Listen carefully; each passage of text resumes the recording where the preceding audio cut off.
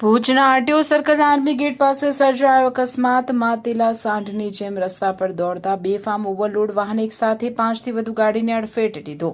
Brezza 3 Activa bike સહિત ગાડીને અડફેટે લીધો. અકસ્માતના કારણે મોટો ટ્રાફિક જામ સર્જાયો.